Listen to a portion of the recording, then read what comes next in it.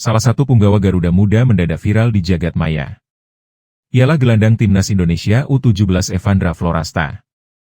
Gol tunggalnya ke gawang Korea Selatan U17, dan 2 gol ke gawang Yaman U17, mengantarkan Indonesia U17 ke perempat final Piala Asia U17 2025 dan meraih tiket ke Piala Dunia U17. Kemudian di usai pertandingan melawan Yaman, ada salah satu aksinya yaitu mencium tangan dari wasit yang memimpin pertandingan. Sontak hal tersebut viral di jagat maya karena aksi itu memiliki makna yang sangat mendalam. Mencium tangan merupakan bentuk penghormatan, rasa terima kasih, dan kasih sayang. Dalam budaya Indonesia, mencium tangan juga merupakan tradisi yang mengandung nilai-nilai luhur dan menghargai orang yang lebih tua dan berperilaku sopan. Dari aksi tersebut dan gol-golnya ke gawang lawan, banyak yang mulai mencari tahu tentang sosok Evandra Floresta. Dan ternyata sosok Evandra sama seperti Marcelino Ferdinand yang merupakan keturunan Nusa Tenggara Timur. Jika Marcelino Ferdinand keturunan Bajawa Nusa Tenggara Timur, maka Evandra Floresta keturunan Paga Maumere Nusa Tenggara Timur. Evandra Floresta lahir di Malang, 17 Juni 2008 dari pasangan Octamus Sylvester dan ibunya Fabrida Mariana.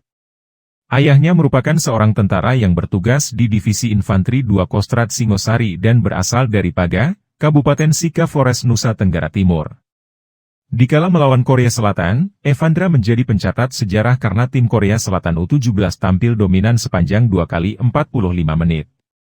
Namun Evandra menjadi pahlawan timnas U17 Indonesia dengan gol sematawayang Garuda Muda di injury time babak kedua. Berawal dari eksekusi tendangan penalti oleh dirinya sendiri, namun bola sepakannya bisa ditepis kiper Korea Selatan U17. Tetapi pemain berusia 16 tahun itu mampu menyambar kembali bola muntah dan menjebol gawang Korea Selatan U17. Dan gol itu menjadi satu-satunya gol yang mengalahkan tim muda Korea Selatan. Kemudian dikala melawan Yaman U17, Evandra Floresta berhasil menciptakan brace untuk timnas Indonesia dalam kemenangan atas Yaman di Piala Asia U17 2025 di Arab Saudi. 2 golnya diciptakan pada babak kedua setelah Yaman mengecilkan keunggulan timnas Indonesia U17. Pada menit ke-85, timnas Indonesia U17 memperoleh hadiah penalti usai Raffi Rashid dijatuhkan penjaga gawang Yaman di kotak terlarang. Evandra Floresta pun maju sebagai eksekutor.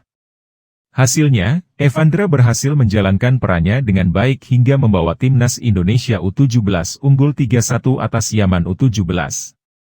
Selang 2 menit kemudian, Evandra lagi-lagi menjadi momok bagi Yaman U17. Gol kali ini tercipta dari serangan balik cepat Garuda Muda.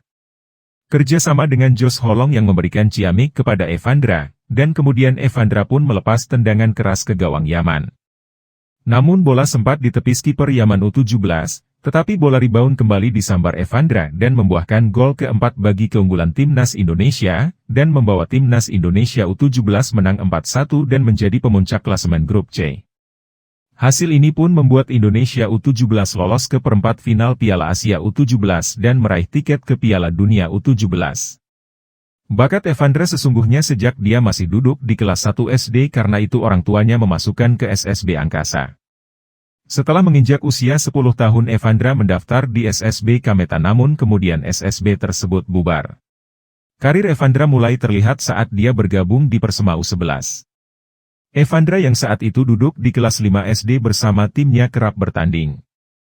Di Persema U11 ini ia mulai mengembangkan karir sepak bolanya sehingga mengalami perkembangan yang pesat. Bahkan pada tahun 2022, Evandra juga bertanding membela timnya berlaga pada event Kuala Lumpur Cup U13 tahun 2022. Pulang dari Kuala Lumpur, Evandra juga terpilih untuk bertanding pada Piala Suratin. Namun demikian saat itu Persema U13 ditolak untuk wilayah Jatim. Sehingga Evandra dan kawan-kawannya pun pindah ke Pasuruan. Dia membela Korda Pasuruan untuk mengikuti pertandingan sepak bola Piala Suratin tahun 2022. Selama berlaga di Piala Suratin inilah, penampilan Evandra menarik perhatian pencari bakat dari Bayangkara Presisi. Usai turnamen Piala Suratin, Evandra dipanggil untuk mengikuti seleksi di Bayangkara Presisi. Dia pun lolos seleksi dan menjadi pemain Bayangkara. Selama 2 tahun bergabung di Bayangkara Presisi, ada ragam pertandingan yang dilaluinya dan meraih berbagai prestasi. Evandra kemudian dilirik mengikuti seleksi timnas U16. Evandra pun lolos seleksi dan menjadi salah satu punggawa timnas Indonesia dari U16, U17 hingga juga dipanggil ke Timnas U20. Di Timnas kelompok umur, Evandra dan timnya beberapa kali membuat prestasi yang membanggakan bagi Timnas Indonesia. Dan kini Evandra dan punggawa-punggawa Timnas Indonesia U17 akan bersaing di perempat final Piala Asia U17 2025 dan siap berlaga pada Piala Dunia U17 yang akan berlangsung di Qatar.